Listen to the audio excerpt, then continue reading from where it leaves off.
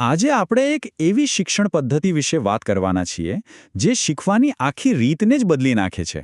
અહીંયા શીખવાની શરૂઆત કોઈ જવાબથી નથી થતી, પણ એક પ્રશ્નથી થાય છે. શીખવાની સૌથી સારી રીત કઈ છે? આ એવો સવાલ છે જે આપણા બધાના મનમાં ક્યારેક ને ક્યારેક આવ્યો જ હશે. પણ ક્યારે વિચાર્યું છે કે કદાચ એનો જવાબ સવાલો પૂછવાની આપણી રીતમાં જ છુપાયેલો હોય? તો આજે આપણે શું જોવાના છીએ?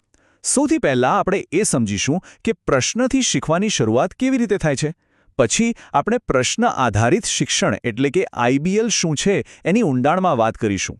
એ પછી આ પદ્ધતિ કામ કેવી રીતે કરે છે અને એમાં શિક્ષક અને વિદ્યાર્થીનો રોલ કેવી રીતે બદલાય છે એ જોઈશું. અને છેલ્લે સૌથી અગત્યનું, આ પદ્ધતિના ફાયદા શું છે એના પર નજર કરીશું. ચાલો તો શરૂઆત કરીએ. આપણે એક એવી પદ્ધતિને સમજવા જઈ રહ્યા છીએ જ્યાં જ્ઞાન સીધું નથી પીરસાતું, પણ શીખનારની પોતાની જિજ્ઞાસામાંથી જ એનો જન્મ થાય છે. ઓકે, તો આ જિજ્ઞાસાવાળી વાત છે તો મજેદાર, પણ આને કહેવાય શું? ચાલો હવે આપણે આ પ્રશ્ન આધારિત શિક્ષણ, જેને ટૂંકમાં આઈબીએલ કહેવાય છે, એનો અર્થ શું થાય એ એકદમ સરળ શબ્દોમાં સમજીએ. જુઓ, પ્રશ્ન આધારિત શિક્ષણ એટલે આઈબીએલ એક એવી પદ્ધતિ છે જ્યાં શીખનારને સીધા જવાબો નથી આપી દેવામાં આવતા. એના બદલે એમને શા માટે, કેવી રીતે અને જો આવું થાય તો એવા સવાલો પૂછવા માટે પ્રોત્સાહિત કરવામાં આવે છે.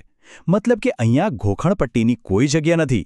અહીંયા તો જ્ઞાનનું નિર્માણ જાતે કરવાનું છે. આ પદ્ધતિની ખાસિયતો શું છે? વેલ, એનાથી માત્ર જ્ઞાન નથી મળતું, પણ વિચારવાની અને તર્ક કરવાની શક્તિ પણ વિકસે છે.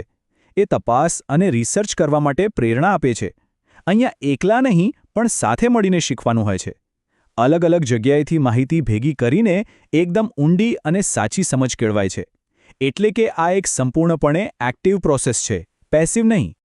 ઓકે, થિયરી તો બરાબર છે, પણ પ્રેક્ટિકલી આ કામ કેવી રીતે કરે છે? ચાલો હવે એ જોઈએ. આઈબીએલની આખી પ્રક્રિયાને સ્ટેપ બાય સ્ટેપ સમજીએ કે કેવી રીતે એક નાનકડો પ્રશ્ન એક મોટા જ્ઞાનમાં ફેરવાય છે. જુઓ, આખી પ્રોસેસ 5 સ્ટેપ્સમાં ચાલે છે. સૌથી પહેલાં તો શું થાય? જિજ્ઞાસા. મગજમાં એક સવાલ આવે છે. બીજું, એ સવાલનો એક સંભવિત જવાબ વિચારવામાં આવે છે, જેને આપણે અનુમાન કહી શકીએ. ત્રીજું, એ અનુમાન સાચું છે કે ખોટું એ જાણવા માટે માહિતી અને પુરાવા ભેગા કરવામાં આવે છે. ચોથું, મળેલી માહિતીનું વિશ્લેષણ થાય છે. અને છેલ્લે પાંચમું, એના પરથી જે પણ શીખવા મળ્યું એને નિષ્કર્ષ તરીકે રજૂ કરવામાં આવે છે. આમ એક સામાન્ય પ્રશ્ન એક આખી રિસર્ચ જર્ની બની જાય છે. અને આ કોઈ હવામાં વાત નથી. આ પદ્ધતિ ખરેખર અલગ અલગ વિષયોમાં બહુ જ કામ આવે છે. જેમ કે સાયન્સની વાત કરીએ તો પ્રયોગો કરવા માટે, સોશિયલ સાયન્સમાં કોઈ મુદ્દાને સમજવા માટે, સર્વે કે કેસ સ્ટડી કરવા માટે, અને ગણિતમાં પણ નિયમો અને પેટર્ન જાતે શોધવા માટે. અને સૌથી સારી વાત એ છે કે આ પ્રાથમિક શાળાથી લઈને કોલેજ સુધી દરેક જગ્યાએ કામ લાગે છે. ઠીક છે, તો પ્રોસેસ તો સમજાઈ ગઈ, પણ આ બધામાં ટીચર અને સ્ટુડન્ટનું શું? એમનો રોલ કેવો હોય છે? વેલ, આઈબીએલમાં સૌથી મોટો અને કદાચ સૌથી રસપ્રદ ફેરફાર શિક્ષક અને વિદ્યાર્થીની પરંપરાગત ભૂમિકાઓમાં જ આવે છે. અહીંયા છે ને આખી ગેમ જ બદલાઈ જાય છે. વિદ્યાર્થી હવે માત્ર માહિતી લેનાર નથી, પણ એક્ટિવ થઈને સવાલ પૂછે છે, જાતે તપાસ કરે છે અને પોતાના તારણો રજૂ કરે છે. અને શિક્ષક હવે સ્ટેજ પર ઊભા રહીને બધું શીખવાડનાર નથી, પણ એ એક ગાઈડ બની જાય છે જે રસ્તો બતાવે છે.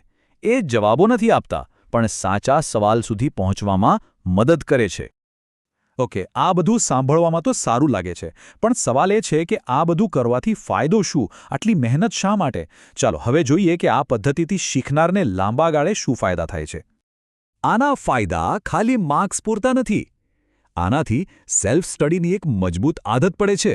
કોઈપણ સમસ્યાને ઉકેલવાની સ્કિલ ડેવલપ થાય છે.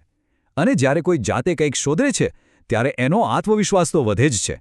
અને સૌથી મહત્વની વાત, આ રીતે મેળવેલું જ્ઞાન ક્યારેય ભૂલાતું નથી. આ એવી સ્કિલ્સ છે જે માત્ર ક્લાસરૂમમાં નહીં, પણ આખી જિંદગી કામ આવે છે. તો ચાલો આ વાતને અહીં પૂરી કરતા પહેલાં એક સવાલ આપણે સૌ આપણી જાતને પૂછીએ. આપણી પોતાની શીખવાની સફરમાં હવે પછીનો આપણો પ્રશ્ન કયો હશે?